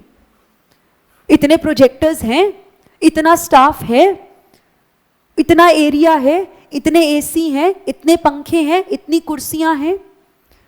अगर नहीं है तो रेंट पे भी अगर आप लेते हो तो रेंट पे करने की कैपेसिटी है? और अगर अपना भी खरीदते हो तो अपनी जेब से इतना पैसा लगाने के लिए तैयार हो? नहीं मैम लोन पे ले लेंगे, तो लोन कौन सा मुफ्त में मिलेगा, उसको भी तो वापस करना है, एंड दैट टू इंटरेस्ट के साथ। तुम में इतना दम है कि जो सोच रहे हो वो एक्चुअल में कर पाओ, यानी कि अपने अंदर झांकना है। इसको बोला जाता है internal environment of a business organisation. क्या हम करने के लिए काम तैयार हैं? क्या इतनी चीजें, जो जो रिसोर्सेज चाहिए, अरे हमको स्टाफ चाहिए, हमको इतने सारे सब्जेक्ट्स है, उतनी फैकल्टीज चाहिए, हमें 3 कमरे भी चाहिए, हमको स्पेस चाहिए, हमको उतने एसी चाहिए, उतनी प्रोजेक्टर चाहिए, हमें सब कुछ चाहिए। क्या हमको पढ़ाने के लिए बुक्स भी देनी है? हाँ बिल्कुल देनी है। तो प्रिंटिंग कॉस्ट, फ्री में तो प्रिंट नहीं हो जाएंगे। प्रिंटिंग कॉस्ट देने के लिए तैयार हो? जेब में इतना पैसा लेके घूम रहे हो? क्योंकि बेटा बिजनेस कमा के बाद में देगा, पहले जेब से पैसे देने पड़ते हैं। कोई नई बात तो नहीं बताई, आपको तो पता है। इट इज जस्ट दैट आज हम रिलेट करना सीख रहे हैं, उस बातों को जो सुनी हुई थी, देखी हुई थी, आज सब्जेक्ट के साथ रिलेट कर रहे हैं, शुरुआती दिनों में कोई भी बिजनेस करो, पैसा जेब से जाता है, कमाई तो बाद में होगी। तो भैया वो जो पीरियड है जिसमें आपको जेब से पैसा निकाल के देना है, आर यू प्रिपेयर्ड? है इतना पैसा? इंटरनल स्ट्रेंथ चेक करो, इंटरनल वीकनेस चेक करो। नहीं है स्पेस, आपकी वीकनेस है। नहीं है इतना स्टाफ, आपकी वीकनेस है। नहीं है इतना इंफ्रास्ट्रक्चर, आपकी वीकनेस है। अपने अंदर झांकना, इसको अपन बोलते हैं एनवायरमेंटल एनालिसिस। कौन सा एनवायरमेंट? Internal environment. चलो ये तो समझ में आया। अब आप मुझे ये बताओ, क्या जिस काम को करने का मैंने डिसीजन लिया वो सिर्फ मैं ही कर रही हूं? आज से पहले कोई नहीं करता था, सब करते थे। कॉम्पिटिटर्स भी तो होंगे, उनको नहीं देखना? सरकार की पॉलिसीज नहीं देखनी? अब तो जीएसटी आ गया। कंप्लायंसेस नहीं देखने? आपके रीजन में कैसा लॉ चल रहा है वो नहीं देखना? आपके रीजन में सीए के बच्चे हैं भी पढ़ने वाले, वो नहीं देखने? अगर आपके पास जेंट्री नहीं है, आपके पास कस्टमर ही नहीं है जो सीए करने के लिए तैयार है, तो आप बताओ सीए कोचिंग खोल के कर क्या लोगे? फिर चाहे आपके पास पैसा है, इंटरनल स्ट्रेंथ है, आपके पास इक्विपमेंट्स हैं, आपके पास प्रोजेक्टर है, कमरा है, बंदे हैं, सब कुछ है, फैकल्टीज हैं, प्रिंटिंग कॉस्ट भी आप बियर कर सकते हो, पर मुझे बताओ मार्केट में डिमांड ही नहीं है तुम्हारी चीज की, तो क्या कर लोगे? तो भैया एनवायरमेंट एनालाइज कर लो। एनवायरमेंट में इंटरनल एनवायरमेंट भी एनालाइज करो, एक्सटर्नल एनवायरमेंट भी एनालाइज करना आपको पड़ेगा। इस चीज को हम बोलते कैसे हैं? एनवायरमेंटल एनालिसिस, और दूसरा नाम होता है ऑर्गेनाइजेशनल अप्रेजल। तो हम नेक्स्ट स्टेप क्या करते हैं? नेक्स्ट स्टेप में हम चेक करते हैं अपने एक्सटर्नल एनवायरनमेंट को। Analysis of external environment. बेटा एक्सटर्नल एनवायरनमेंट से मुझे मिलते हैं अपॉर्चुनिटीज और थ्रेट्स। मैंने कहा क्या? मैंने कहा यहाँ पे तो ना सीए की कोचिंग है, सुनना मेरा एग्जाम्पल। मैंने कहा यहाँ पे तो ना सीए की कोचिंग, सीए के बच्चे भर भर के आते हैं, बहुत रश लगा रहता है 3-4 बजे तक। पर ये वाली जो लोकेशन है ना, ये मॉल में है, और यहाँ पे जितने भी खाने पीने की चीज़ें हैं ना, वो बहुत महंगी हैं। यार मेरे लिए तो ये अपॉर्चुनिटी है, मैं सस्ते दाम पे कोई स्टॉल लगा लेती हूँ यहाँ पे। अपॉर्चुनिटी एक्सटर्नल एनवायरनमेंट से मिली, मुझे खुद से नहीं मिली। खुद मैंने अपनी स्ट्रेंथ का इस्तेमाल किया। मेरे में स्ट्रेंथ थी कि मैं यहाँ पर स्टॉल लगा सकती हूँ, स्टॉल का रेंट दे सकती हूँ, जो चीज़ें बनाकर बच्चों को बेचनी है वो बना सकती हूँ, शेफ को पैसा दे सकती हूँ सस्ते में, अगर अपनी जेब से भी जाएगा ना तो भी मैं बना के दे सकती हूँ। एटलीस्ट कुछ समय के लिए मेरे पास कस्टमर तो मैं लॉक कर लूँगी, आगे तो फिर बाद में धीरे धीरे रेट बढ़ा देंगे। अरे जियो ने यही तो किया, फ्री में मार्केट में एंट्री की और आज धीरे धीरे रेट बढ़ा रहा है। पहले लोगों को अपनी आदत डाल दो, पहले लोगों को अल्टीमेट प्रीमियम क्वालिटी दो, उनको अपनी चीजों की आदत डाल दो, बाद में पैसा वसूल लेंगे। अजी एक बार को नुकसान ही तो होगा। और जियो को क्या फर्क पड़ा, एक बार अगर 2-3 साल लॉसेस में गया भी तो पहले ही कॉन्ग्लोमेरेट था। Now what is this conglomerate? Multi business था उसका, एक से लॉस हुआ भी तो भरपाई उसने कहीं और से कर ली, उसकी जेब से क्या किया, आज भी वो टॉप पे बैठा हुआ है। और आज जब लोगों को जियो की क्वालिटी की आदत लग गई है तो लोग पैसा बढ़ने के बाद भी जियो को छोड़ते नहीं है। ऐसा ट्रस्ट बिल्ड करो, ये मार्केट में एंट्री करने का तरीका है। तो मैं भी तो आपको वही एंट्री का तरीका बता रही हूं कि यहां पर बच्चे बहुत आते हैं पर खाने पीने की चीजें बहुत महंगी है, और अगर सस्ती है तो बहुत लंबा पैदल चक्कर काट के जाना पड़ता है, बाहर तक जाना पड़ता है, धूप है, बारिश है, छांव है, पॉसिबल नहीं है एक बच्चे के लिए। मैं अंदर ही एक दुकान खोल देती हूँ, सस्ते में चीजें प्रोवाइड करूंगी। ये मेरी अपॉर्चुनिटी मुझे मिली एक्सटर्नल एनवायरनमेंट से। पर वही बेटा जो एग्जिस्टिंग खाने पीने की दुकानें हैं, उनको तो मेरे आने से क्या हो गया, डर का माहौल, उनके लिए वो थ्रेट बन गया, उनके लिए वो थ्रेट बन गया। एक्सटर्नल एनवायरनमेंट से मिलती हैं अपॉर्चुनिटीज और मिलते हैं थ्रेट्स। एक्सटर्नल एनवायरनमेंट से मिलती हैं अपॉर्चुनिटीज, एक्सटर्नल एनवायरनमेंट से मिलते हैं थ्रेट। ये अपन पढ़ेंगे यूनिट 2 में, और हम यूनिट 2 ही पहले स्टार्ट करेंगे। जो नोट्स आपको मिले हैं वो 2 के ही मिले होंगे, तो यूनिट 2 में हम ये बातें पढ़ेंगे। ओके जी। नेक्स्ट मैंने अभी अभी आपको बताया, सिर्फ क्या एक्सटर्नल एनवायरनमेंट को एनालाइज करने से बात जम जाएगी? नहीं, हमको तो इंटरनल एनवायरनमेंट भी एनालाइज करना है। उसको बोलते हैं ऑर्गेनाइजेशनल एनालिसिस या अप्रेजल। जो अक्षर मन में अच्छा लगे, आसानी से याद हो, उसको पकड़ लेना। और इंटरनल एनवायरनमेंट, इसको ब्रैकेट में मैं लिख भी देती हूं, इंटरनल एनवायरनमेंट। इंटरनल एनवायरनमेंट से मुझे क्या मिलता है? मेरे अंदर मुझे क्या मिलेंगी? कमियां या खूबियां। उसको बोला जाता है हमारे लिए स्ट्रेंथ, या फिर हम उसको बोलते हैं, क्या बोलेंगे? वीकनेस। याद आया बेटा? कभी पढ़ा था स्वॉट एनालिसिस? This is स्वॉट analysis. ये अपन पढ़ेंगे यूनिट 3 में। ये हम पढ़ेंगे यूनिट 3 में स्वॉट एनालिसिस। तो बोलो मेरे लाल, एमसीक्यू में एक सवाल आएगा। आज पहला सवाल आपके लिए पूछती हूँ, एग्जाम का सवाल पूछती हूँ। स्वॉट एनालिसिस इंटरनल एनवायरनमेंट पे लगेगा, एक्सटर्नल पे लगेगा, दोनों पे लगेगा, किसी पे नहीं लगेगा? दोनों पे लगेगा। 2 नंबर का सवाल आया था ऐसा सवाल। मैं तो लॉजिक्स बताऊंगी जैसे इको में बताती थी, वही चीजें मैं यहां करूंगी। लॉजिक्स के साथ चलेंगे, रट्टेबाजी करने के लिए क्लास में ही लर्न करवाऊंगी, लर्न हो जाएगा। भरोसा कर लेना, जैसे इको में किया था यहां भी भरोसा कर लोगे, नैया पार हो जाएगी। लर्न करवाने का काम मेरा है, आपको खुद से लर्न नहीं करना है। मैं लर्न करवाऊंगी, हम क्लास में लर्न करेंगे। चले सुने आगे। तो यूनिट 1, यूनिट 2, यूनिट 3, ये हमने 3 चैप्टर्स में जो पढ़ना है हमने समझ लिया। अब आगे हमें क्या करना है? इसके बाद बेटा हम क्या करेंगे? अब एक्चुअल में चेक करेंगे कौन कौन सी स्ट्रैटेजीज हम बना सकते हैं। मैंने कहा मुझे सीए कोचिंग में आना है, मेरा पहला ऑब्जेक्टिव। उसके लिए मैंने इंटरनल एक्सटर्नल एनवायरनमेंट को डिसाइड किया, स्टेज 2 और स्टेज 3 डिसाइड किया।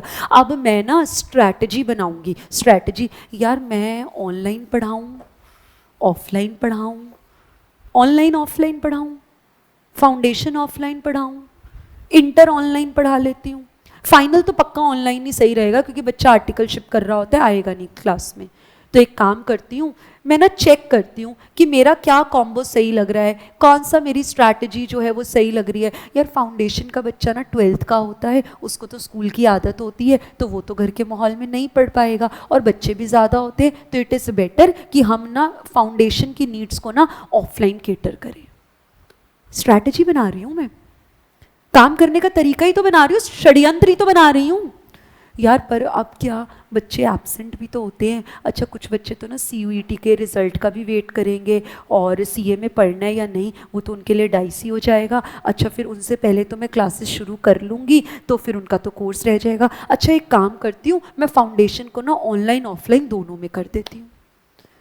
मैंने कहा ऑनलाइन ऑप्शन देती हूँ तो बच्चा कम आ रहा है, ऑफलाइन दे रही हूँ तो बच्चा कम आ रहा है। यार दोनों ऑप्शन से तो बच्चा खींचा चला आ रहा है, तो मैं कौन सी स्ट्रैटेजी चूज करूंगी? वो दोनों ऑनलाइन ऑफलाइन वाली। आई मेक मल्टीपल स्ट्रैटेजीज, उसमें से एक को चुन लूंगी।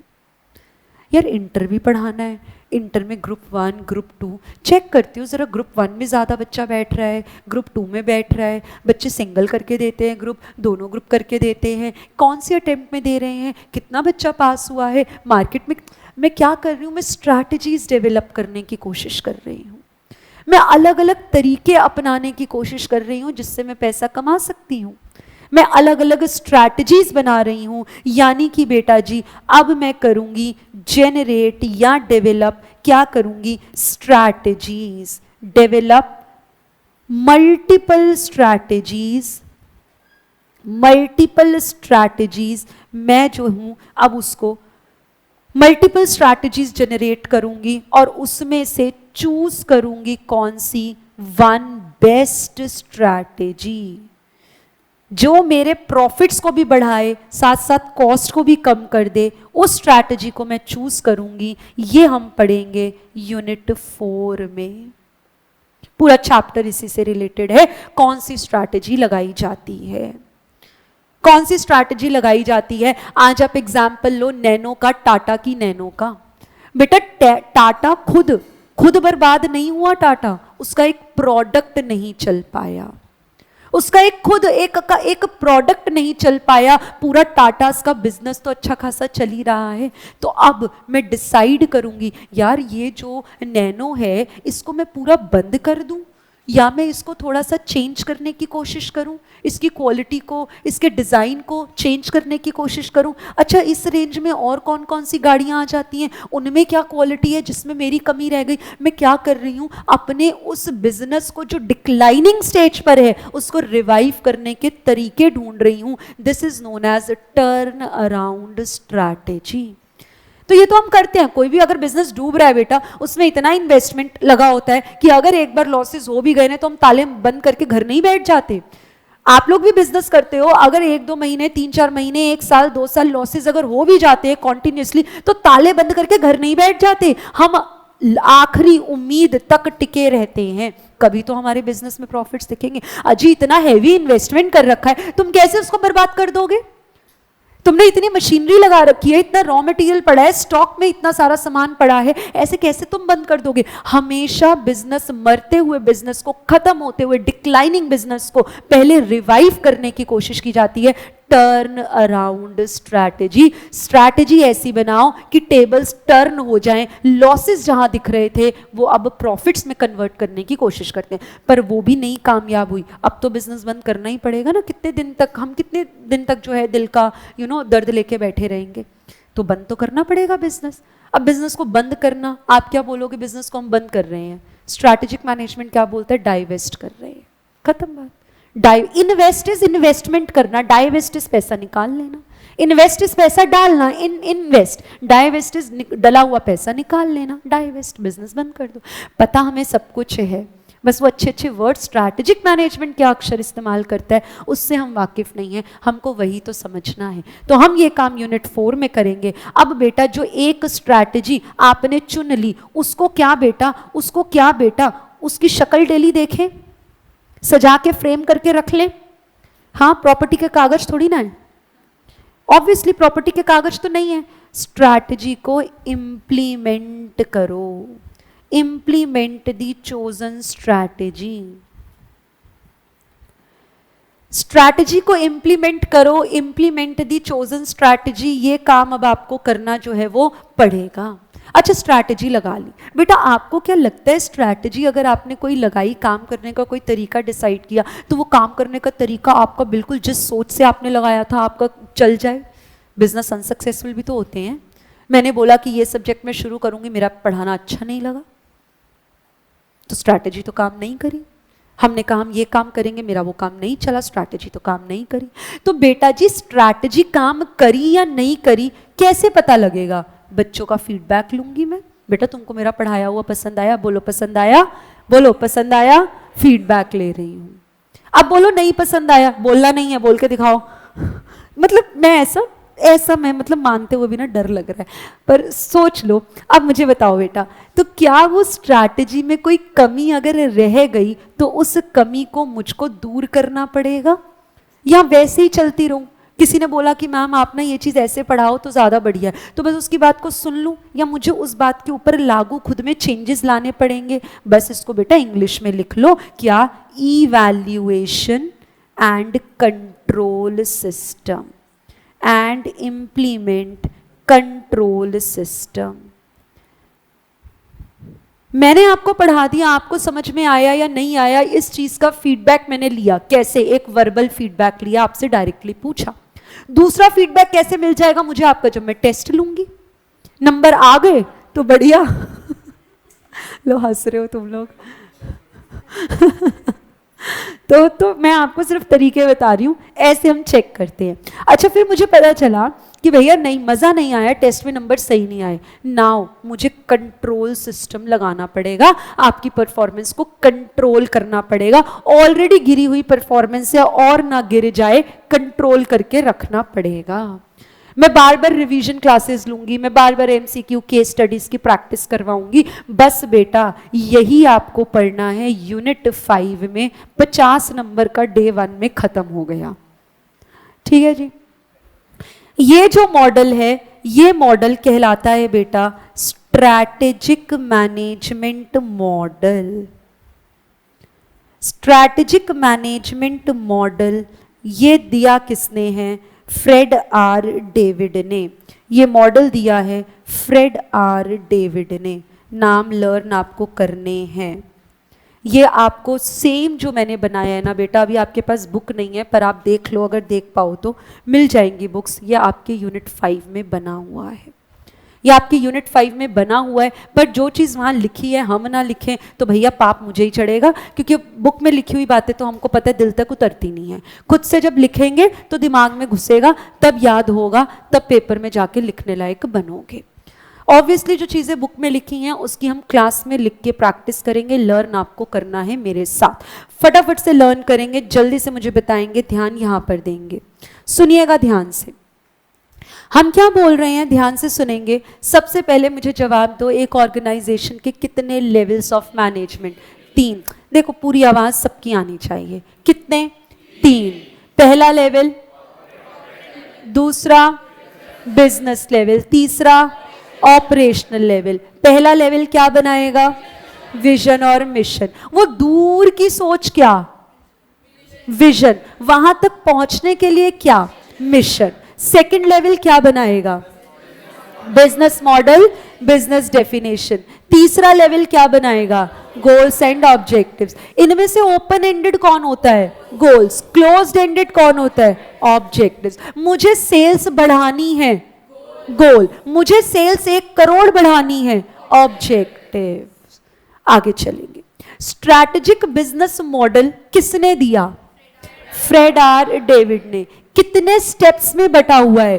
5। पहला स्टेप लर्न करेंगे। सबसे पहले development of vision, mission, goals, objectives, business model, business definition करेंगे बेटा, लर्न करेंगे। Development of vision, mission, business model, business definition, goals and objectives.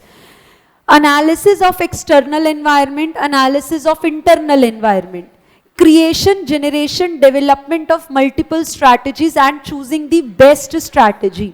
Implement the chosen strategy, उसका feedback, evaluation आप करेंगे और फिर implement करेंगे। Control systems. Learn हुआ? ये बेटा लिख के आना है, सवाल सीधा सीधा आता है। Explain strategic model given by, strategic management model given by Fred R. David. ये लिख के आना है, बना के आना है। मुझे बताओ कौन, अब एक अकेला बच्चा बताओ कौन सुनाओगे? डरना नहीं, सबको तो आवाज तो इतनी आई है। कौन सुनाओगे? एक बच्चा बोलो। मुझसे डर रहे हो? हैं? मुझसे? ये देखो ये तो हंस रहे हैं। मैं डरने वाली चीज हूं? बताओ, बोलो कौन बताओगे? जल्दी सुनाओ, ऐसे नहीं बैठे बैठे मजा नहीं आएगा। कौन सुनाओगे? दिल पे लग रही है बात मेरे। जल्दी से बताओ कौन सुनाओगे? दीजिएगा माइक। अब बच्चों को हम माइक पकड़ लेते हैं। अब मौका गया, चलो सुनाओ। हम एक बिजनेस में 3 लेवल्स होते हैं। ठीक है। First is corporate level, second is business level and third is operational level. जो हमारा कॉर्पोरेट लेवल होता है वो विजन और मिशन डिसाइड करता है। जो बिजनेस लेवल होता है वो बिजनेस डेफिनेशंस डिसाइड करता है, और जो ऑपरेशनल लेवल होता है वो गोल्स और ऑब्जेक्टिव्स डिसाइड करता है।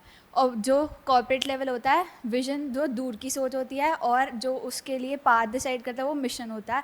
सेकंड जो हमारा बिजनेस लेवल होता है वो स्ट्रैटेजी डिसाइड करता है, और जो लास्ट लेवल ऑपरेशनल लेवल होता है वो गोल्स और ऑब्जेक्टिव डिसाइड करता है। गोल्स जो कि ओपन एंडेड होते हैं और ऑब्जेक्टिव्स जो कि क्लोज्ड एंडेड होते हैं।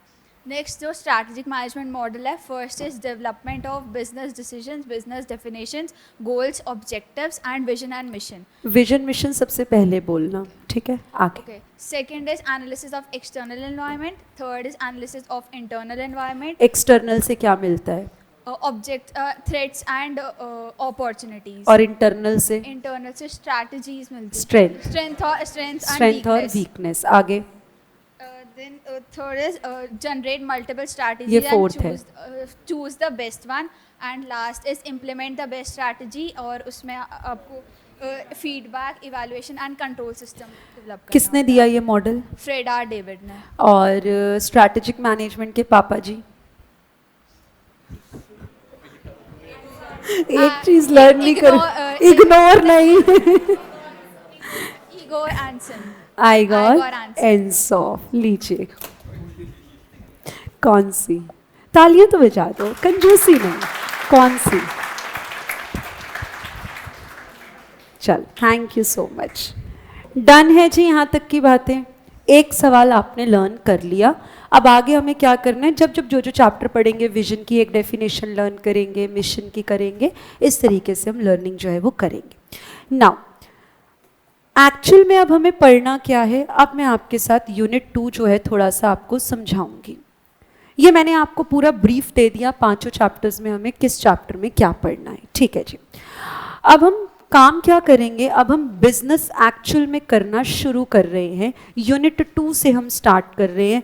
1 से क्यों नहीं कर रहे मैम? मेरी मर्जी, मैं चाहे ये करूं, मैं चाहे वो करूं, मेरी मर्जी। नहीं, ऐसी बात नहीं है। उसके अंदर प्लेन थ्योरी है, एडवांटेजेस डिसएडवांटेजेस हैं, उसको हम बाद में करेंगे। अभी हम कुछ इंटरेस्टिंग टॉपिक्स करेंगे जो एग्जामिनेशन पॉइंट ऑफ व्यू से ज़रूरी हैं, जो आते ही आते हैं सवाल। चलिएगा, सुनेंगे, ध्यान दो बेटा। लेटस से बेटा हम ना अब अपना काम चालू करते हैं। कौन सा काम? मैं वही एग्जाम्पल अपना उठाऊंगी। आप लोग पढ़ रहे हो, मुझको अपॉर्चुनिटी मिली है, क्योंकि सेकंड चैप्टर एक्सटर्नल एनवायरनमेंट का है ना, तो मुझको अपॉर्चुनिटी मिली है यहाँ पे कोई भी फूड स्टॉल खोलने की। मैं इसी बिजनेस को जो है काम जो है करना शुरू जो मैं है करूँगी। मैं आपके साथ क्या टॉपिक शुरू कर रही हूँ? Value chain analysis. मैं ये टॉपिक आपके साथ शुरू कर रही हूँ। उम्मीद करेंगे ये सवाल आता है, आपके लिए भी दिखेगा, चाहे एमसीक्यू में दिखे, चाहे आपको फुल फ्लैश में दिखे, पर इसके चांसेस होते हैं। तो मैं हमेशा से हर चैप्टर में वही कोशिश करूँगी, वो टॉपिक्स पहले करें जो एग्ज़ाम में पूछे ही जाते हैं। हर चैप्टर में, हर क्लास में सबसे पहले बेसिक्स आपके स्ट्रॉन्ग करेंगे, जैसे इको में करते थे। एक बार पहले थोड़ी सी क्लास बेसिक समझते थे, फिर हम डायरेक्टली अपने चैप्टर पे आते थे, तो इजी हो जाता था समझना।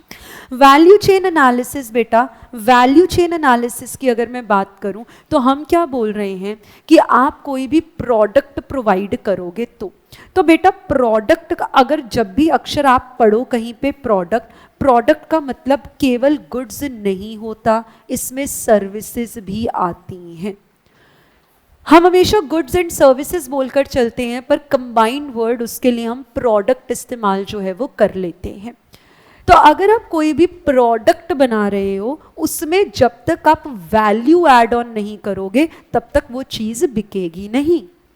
और वैल्यू ऐड क्या सिर्फ और सिर्फ एक पर्टिकुलर स्टेज पे होती है, जैसे कि मैंने माल बनाया, बस तब मैंने कुछ अलग से फीचर डाल दिया तो मेरा वो चीज़ बिकेगा। या मैंने क्या किया, माल बनाया, उसके बाद जब मैंने बेचा ना तब बस प्रमोशन अच्छी कर दी। या फिर ऐसा भी हो सकता है, मैंने माल बनाया और जिससे रॉ मटेरियल लिया ना, वो रॉ मटेरियल का सप्लायर बहुत अच्छा है, अब तो पक्की बात है मेरा माल बहुत अच्छा बनेगा और वैल्यू जो है उसमें क्रिएट होगी। क्या ऐसा हो सकता है कि किसी भी एक पूरे इतने लंबे प्रोसीजर में माल आएगा, माल प्रोसेस होगा, माल बनेगा, माल बाहर जाएगा, माल लोगों तक जाएगा, क्या इन सभी प्रोसेसेस में हर जगह वैल्यू ऐड होनी चाहिए, या किसी एक जगह पे भी कर दोगे तो काम बन जाएगा? हर जगह होना चाहिए। अगर सिर्फ एक जगह करने से भैया काम चल जाता तो आप मुझे बताओ नोकिया कितना ज़बरदस्त चलता। नोकिया की क्वालिटी भैया एप्पल भी मात नहीं दे सकता उसको। नोकिया की क्वालिटी, जब नोकिया शुरुआत में आया था, ऊपर से भी फेंक दो लोग कहते थे टूटता नहीं है, खराब नहीं होता। क्वालिटी के मामले में आज भी नोकिया बेस्ट फ़ोन है, पर चला क्यों नहीं? लोगों को वैल्यू नहीं मिली। क्यों? उसने अपने आप को समय के साथ बदला नहीं। उसने अपने आप को समय के साथ बदला नहीं तो प्रोडक्ट की मार्केटिंग में भी सही से वो आगे नहीं बढ़ पाया। नोकिया फेल हो गया, नोकिया फेल हो गया। एप्पल की अगर हम बात करें, आपने अगर आर्टिकल कभी पढ़ा हो, एप्पल की जो बेटा अपनी मैन्युफैक्चरिंग कॉस्ट तो बहुत कम है, वो सिर्फ और सिर्फ बेटा अपने नाम की कमाई कर रहा है। उसने अपना ब्रांड इमेज बना रखा है, लॉयल्टी, कस्टमर लॉयल्टी जीत के बैठा हुआ है, लाखों रुपया अर्न कर जाता है। पर जितना एप्पल का आईफोन चला, बाकी प्रोडक्ट्स तो नहीं चले। मैकबुक, ये सारी चीजें उतनी नहीं चली। आज भी अगर हम पर्टिकुलर किसकी सैमसंग की बात करें तो सैमसंग हम क्या कहते हैं, हर एक चीज़ ये रिसर्च भी दिखाती है, सबसे ज़्यादा जो फ़ोन बिकते हैं वो सैमसंग के बिकते हैं, उसके बाद एप्पल के बिकते हैं। फिर एप्पल के कम क्यों बिकते हैं? एप्पल तो बहुत अच्छा है। और सैमसंग के ज़्यादा क्यों बिकते हैं? सैमसंग तो एप्पल से कम अच्छा है। तो बच्चा वैल्यू जो ऐड करनी होती है ना, वो हर स्टेज पर करती है। आपने रेट तो अच्छा कर दिया, अच्छे से मतलब रेट तो आपने सही कम करके लोगों को बेचा। आपने सोचा कि कम लॉ ऑफ डिमांड लगाऊंगा, कम पे बेचूंगा ना तो ज्यादा चीजें बिकेंगी। अरे बेटा, लोगों ने जब आपकी चीजों को कंज्यूम किया, टेस्ट ही नहीं पसंद आया। लोग कहेंगे भैया टेस्ट तो इसमें है ही नहीं, मैं कम पैसे, ठीक है कम में मिल रहा है पर मुझे खाने पे सेटिस्फैक्शन भी तो मिले। मैं कोई बात नहीं, मैं महंगी चीज खा लूंगा लेकिन टेस्ट आना चाहिए।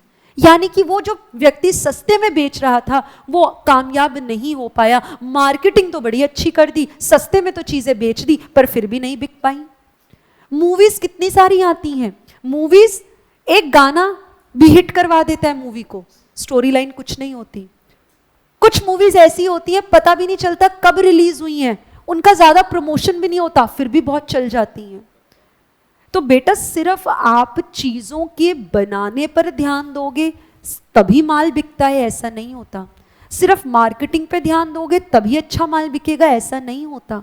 सिर्फ आफ्टर सेल सर्विसेज अच्छी दे दोगे माल बिकेगा, ऐसा नहीं होता। लोग BMW खरीद लेते हैं, कहते हैं हाथी पाल लिया। अब अगर खराब हो गया तो भैया स्पेयर पार्ट्स उसके बहुत महंगे हैं। वहीं अगर आप मारुति की गाड़ियां खरीदते हो, लोग कहते हैं सस्ती भी है, हर जगह इसके आपको सेंटर, सर्विस सेंटर मिल जाते हैं। तो हम हर एक चीज, एक कस्टमर, एक कंज्यूमर बहुत सारे पर्सपेक्टिव्स को चेक करके चीजें खरीदता है। इसलिए आपके लिए बहुत जरूरी है जब भी कोई माल बनाओ, एक एक चीज पर फोकस करो, एक एक प्रोसेस पे फोकस करो। तो हम क्या कह रहे हैं, कुछ ऐसा कह रहे हैं, सबसे पहले बेटा माल फैक्ट्री में आएगा। ये मेरी फैक्ट्री है, माल फैक्ट्री में आएगा। माल कौन सा बेटा? Raw material. अभी मत बनाना, बाद में, पहले मुझे कंप्लीट करने दो फिर बनाना। सबसे पहले फैक्ट्री में माल आएगा, ये है मेरी फैक्ट्री, यहां पर माल आएगा। माल आना यानी कि रॉ मटेरियल्स का आना, रॉ मटेरियल्स का आना।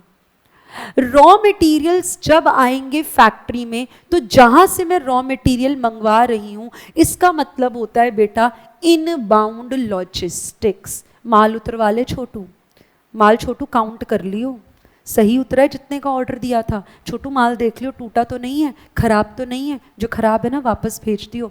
छोटू टिक कर दियो जो जो माल आया है। बेटा ये माल को मंगवाने का प्रोसेस चल रहा है, माल को मंगवाने का प्रोसेस चल रहा है। लॉजिस्टिक्स दो तरह का होता है, इनबाउंड, आउटबाउंड। इनबाउंड मतलब रॉ मटेरियल्स को इनसाइड दी फैक्ट्री मंगवाना, इसको मैं बोलती हूं इनबाउंड लॉजिस्टिक्स। इसको मैं बोल के चलती हूं inbound logistics, inbound logistics. Inbound logistics का मतलब क्या है? माल को अपनी फैक्ट्री तक मंगवाना। इसमें क्या क्या आता होगा, सोच के बताओ बेटा, इसके अंदर क्या क्या आता होगा। सबसे पहले आप रॉ मटेरियल को रिसीव करोगे, सोच के देखो। सबसे पहले आप रॉ मटेरियल को रिसीव करोगे। आप ना एक्चुअल में सोचो, आप काम कर रहे हो, आपका माल आया है, आप चेक करो, आपने छोटू को भेजा है भाई उससे ट्रैक्टर से, ट्रक से सामान माल उतरवा ले। अब आप उसको क्या बोलोगे? वो सबसे पहले माल रिसीव करेगा, रिसीव किया। अब उसके बाद वो क्या करेगा? वो माल को चेक करेगा, वो माल की जो है उस चीजों की चेकिंग करेगा, यानी कि सामान की हैंडलिंग करेगा, यही तो करेगा। फिर वो क्या करेगा? फिर इस सामान को बेटा स्टोर करके रखेगा वेयर हाउस में। बाहर तो नहीं छोड़ देगा ना, धूप पानी बरसात सब कुछ आ रहा है, बाहर छोड़ दिया, बाहर तो नहीं छोड़ेगा। माल उतरवा रहा है, उतरवाते उतरवाते वो चेक कर रहा है, काउंटिंग कर रहा है, यानी कि उसका स्टॉक कंट्रोल कर रहा है, माल को स्टोर कर रहा है, स्टॉक कंट्रोल कर रहा है, स्टॉक कंट्रोल कर रहा है। और बेटा अब माल तो बल्क में आएगा, लेटस से बेटा मेरा काम किसका है, बर्गर, पिज्ज़ा, ये सारी चीज़ें, चाउमीन, ये सारी चीज़ें मैं बनाती हूँ। अब एक किचन में बर्गर बनता है, एक में पिज्ज़ा बनता है, एक में चाउमीन बनती है, तो बेटा माल तो सारा रॉ मटेरियल, मसाले, नमक, वो तो सब एक ही साथ उतरा है। अब जितना जिसमें ज़रूरत है बांटेगा भी तो सही। तो हम लिखेंगे distribution of inputs, distribution of inputs to product, खत्म बात। Inbound logistics. तो सबसे पहले लर्न करने की मेरे साथ कोशिश करेंगे, हम अपने प्रोडक्ट में वैल्यू ऐड कर रहे हैं। क्या वैल्यू सिर्फ किसी एक जगह पे ऐड होती है या जगह जगह पे, हर स्टेप पे वैल्यू ऐड करना जरूरी है? हर स्टेप पे वैल्यू ऐड करना जरूरी है। अब आप मुझे बताओ, सबसे पहले वैल्यू एडिशन कहां से शुरू हो जाना चाहिए? बस उसी जगह से जब से माल उतर रहा है। तो सबसे पहले इनबाउंड लॉजिस्टिक माल आएगा। इनबाउंड लॉजिस्टिक में सोचो क्या क्या होगा, माल रिसीव करूंगा, माल चेक करूंगा, स्टॉक कंट्रोल, उसको मैं स्टोर करके रखूंगा और फिर उसको जिस जिस प्रोडक्ट में जितने मसाले भेजने हैं डिस्ट्रीब्यूट करूंगा। लर्न करेंगे इनबाउंड लॉजिस्टिक क्या क्या होगा। सबसे पहले रिसीव, क्या, ऑब्वियसली इनपुट्स, ठीक है, पूरा पूरा आप, क्योंकि हम अपने नोट्स बना रहे हैं, ऑब्वियसली आपको पता है इनपुट्स आ रहे हैं, रॉ मटेरियल आ रहा है। क्या किया सबसे पहले, रिसीव, चेक किया, स्टोर किया, स्टॉक कंट्रोल किया, डिस्ट्रीब्यूट किया। आ जाओ मेरे दोस्त, आपको जादू दिखाएं। अब मैं आपको पेज नंबर बताऊं, पेज नंबर 46। आ जाओ आप अपनी बुक के पेज नंबर 46 पर।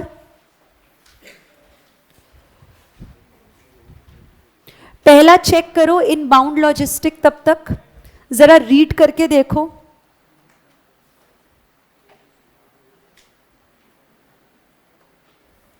पेज नंबर 46 जरा रीड करके देखो। सिर्फ पहला पॉइंट, क्या हम लिखने लायक बन गए? बेटा जो इंस्टीट्यूट ने लाइंस लिखवाई हैं वही तो मैंने लर्न करवाई हैं। जब इंस्टीट्यूट का पेपर आएगा, आप लिखोगे, आपका पेपर चेक होगा, तो जो चेकर होगा भैया उसको भी तो सजेस्टेड आंसर मिलेगा आईसीआई का, और उसको सजेस्टेड आंसर्स में यही तो लिखा हुआ मिलेगा। जब आप बिल्कुल वैसा ही लिख दोगे तो आपके नंबर काहे को कटेंगे, मुझे समझा दो। ये तो इंस्टीट्यूट की लाइंस हैं, एज इट इज वहां से उठा के मैंने यहाँ डाल दी और एज इट इज आपके दिमाग में डाल दी। अब इसके बाद बताओ कौन सी ऐसी गुंजाइश रह जाती है कि नंबर ना मिले। फिर से एक बार, सबसे पहला value chain analysis. Value chain analysis में सबसे पहला काम इनबाउंड लॉजिस्टिक। क्या क्या करेंगे, receive, check, store, stock control, stock handling, distribution. Learn, चल ठीक है जी। माल हमारी फैक्ट्री में आ गया। अब फैक्ट्री में माल आ गया तो बस उसको ऐसे देखो, हो वाओ कितना अच्छा है, ऐसे है, माल आ गया, ये हम जो है चीज़ें देख रहे हैं, और तुम ना please don't take it otherwise, concept को कॉन्सेप्ट रहने दो। तो सामान आ गया, चीज़ें उतर गई हैं, बस अरे वाह बहुत अच्छा है। हाँ, ऐसे बस निहारे क्या उसको, सामान को, चीज़ों को, नहीं। तो हम क्या करेंगे, फैक्ट्री में बेटा होता है, फैक्ट्री में होते हैं ऑपरेशंस यानी कि प्रोसेसिंग। यहां पर होगा नेक्स्ट स्टेप पे, अब जहां मुझे वैल्यू को क्रिएट करना है या वैल्यू ऐड करनी है या वैल्यू चेक करनी है, सही से माल बन रहा है या नहीं, अब एक्चुअल प्रोसेसिंग चेक करेंगे। घर में मम्मी को कोई सब्जी बनानी है तो सबसे पहले मम्मी ना ताजी सब्जियां खरीद के लाएंगी। मम्मी को ये होता है कि भैया फ्रेश सब्जियां हो, स्वाद अलग आता है, ऐसा उनका मानना होता है, और वो सच भी है। तो हमने सबसे पहले इनबाउंड लॉजिस्टिक, मम्मा सारा सामान लेकर आई हैं। अब भैया खाना बनाना है तो नमक मिर्च मसाले वो भी तो सही डलने चाहिए, सिर्फ ताजी सब्जियां आने से तो काम नहीं चलने वाला। ताजी सब्जियों को सही से उसमें नमक मिर्च मसाले जब तक नहीं डलेंगे, ऑपरेशंस प्रोसेसिंग नहीं होगी, तब तक कैसे खाना अच्छा बनेगा। तो चलो जी, ऑपरेशंस जब होंगे, आप मुझे बताओ, अब ऑपरेशंस में बुक से नहीं देखोगे, आप सिर्फ स्क्रीन पे देखोगे। बुक में पहले देख लिया तो लर्न कभी नहीं हो सकता। पहले आप लर्न करोगे मेरे साथ, फिर वही अक्षर मैं आपको बुक से दिखाऊंगी। हम अब करेंगे ऑपरेशंस। ऑपरेशंस का मतलब क्या हुआ? सबसे पहले बेटा मशीनिंग, ऑयलिंग करेंगे कि नहीं करेंगे? मशीन को रेडी तो करेंगे ना। हम सबसे पहले मशीनिंग करेंगे। हम सबसे पहले मशीनिंग करेंगे चीज़ों को। अच्छा एक और बताओ, अब इतना सारा सामान जो है अलग अलग आ रखा है, सारा माल अलग अलग आ रखा है, उसको असेंबल नहीं करोगे? उसको असेंबल भी तो करना पड़ेगा। हम असेंबलिंग करेंगे, मशीनिंग करेंगे, असेंबलिंग करेंगे, हम उसकी पैकेजिंग भी तो करेंगे। हम उसकी पैकेजिंग भी जो है वो करेंगे। इसको आप लर्न कर सकते हो map. Map, machining, A is for assembling, P is for packaging. So operations map, map करना है, मशीनिंग, असेंबलिंग, पैकेजिंग। और देखो निमोनिक्स हम हर जगह भी लिखवाएंगे ना बेटा, तो एग्जाम में ना यही घूम जाओगे किसका कौन सा था। तो इसलिए हर जगह भी मैं नहीं लिखवाऊंगी, और वो लिखवाना ठीक भी नहीं है। अभी बहुत मज़ा आएगा कि हर जगह तो मैम ने निमोनिक्स दे दिए, मैं दे भी दूंगी, बनाने को तो मैं इसका भी बना दूँ, कोई प्रॉब्लम नहीं, आप खुद भी बना लोगे, पर करना मत ये काम। जहाँ बहुत ज़रूरी है वहाँ बनाएंगे, नहीं तो बेटा एक तो चीज़ें याद करो, फिर दूसरी चीज़ ये भी याद रखो कि उसका किसका कौन सा किसका क्या था, यही दिमाग घूम जाएगा। तो हरकतें वो करना जो आखिरी दम तक साथ दे तुम्हारी। जो बीच में हरकतें तुम्हारे को छोड़नी पड़ जाए ना, वो हरकतें अच्छी नहीं होती हैं, वो जानलेवा होती हैं, इंजूरियस टू हेल्थ। तो यहाँ पे वो इंजूरियस टू स्टडीज हो जाएंगी, हरकतें मत करना। जब बहुत ज़रूरी है भैया, अब तो याद हो ही नहीं रहा, तो अपने हिसाब से आप बना सकते हो, पर मैं भी वहाँ बनवा कर दूंगी जहाँ मुझे लग रहा है भैया यहाँ पे अभी लर्न करने में इशू आएगा। तो अब जैसे यहाँ पे मुझे पता है कि भैया वहाँ पे भी कुछ पॉइंट्स है, यहाँ पे भी कुछ पॉइंट्स है, इसका इधर उधर ना हो जाए, एक का चलो बना दिया। तो यहाँ पे हमने बोला मैप, मशीनिंग, असेंबलिंग और पैकेजिंग। अच्छा और मुझे बताओ, अब आपने सब कुछ कर लिया, आपको बेटा कन्वर्जन नहीं करना था इनपुट को आउटपुट में। अच्छा ये आगे पीछे आप कर सकते हो, ये जो पॉइंट्स हैं आप इनको आगे पीछे, पर इनबाउंड पहला है वो पहला ही रहेगा, ऑपरेशन दूसरा है वो दूसरा ही रहेगा, अंदर जो है इसके पॉइंट्स को आप आगे पीछे कर सकते हो। Conversion of inputs into outputs. अच्छा बेटा और क्या कर सकते हो? आपने अब बना लिया तो आपको भैया टेस्टिंग नहीं करनी, मम्मी टेस्ट भी तो करती हैं, सही बना ऐसे ऐसे चख लेती हैं थोड़ा सा, या आपको कहेंगी चम्मच से थोड़ा सा चख ले। हम कर रहे हैं टेस्टिंग, दैट इज टेस्ट करना, दिस इज टेस्टिंग।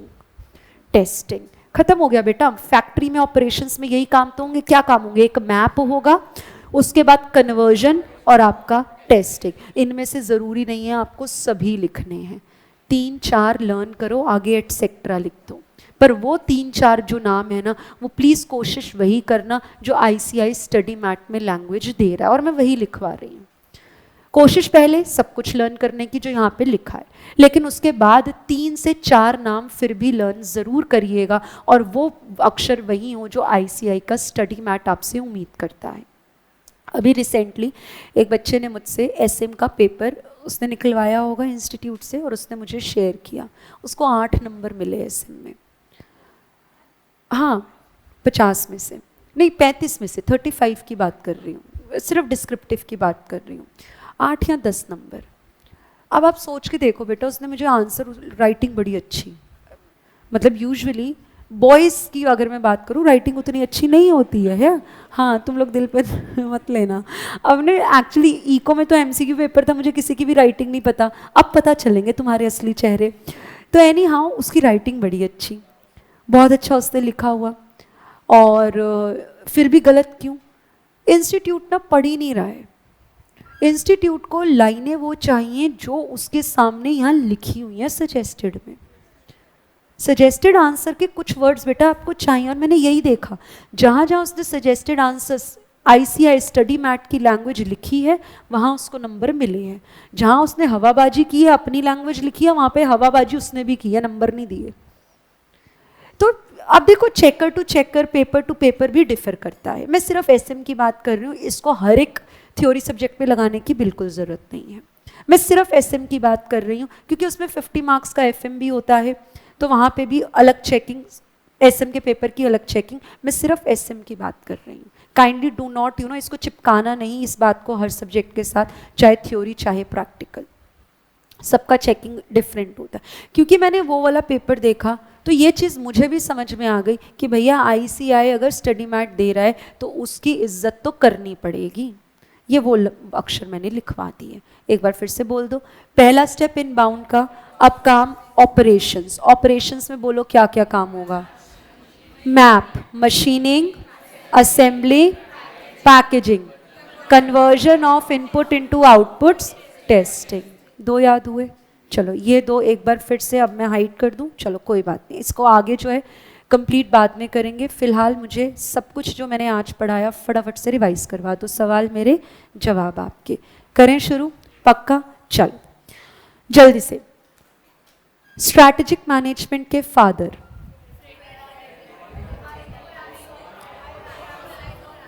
आइगोर एंसॉफ।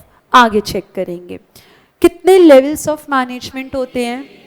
3। कौन सा? Corporate, business, operational. पहला लेवल क्या करेगा? विजन और mission. Second business model, business definition. तीसरा गोल्स और ऑब्जेक्टिव। गोल्स आर ओपन या closed ended? Open. Objectives closed ended. Okay. कितने स्टेप्स होते हैं स्ट्रैटेजिक मैनेजमेंट के? 5। मॉडल किसने दिया? फ्रेड आर डेविड ने। पहला स्टेप बोलेंगे development of vision, mission, business definition, business model, goals, objectives. Second stage analysis of external environment. क्या मिलता है?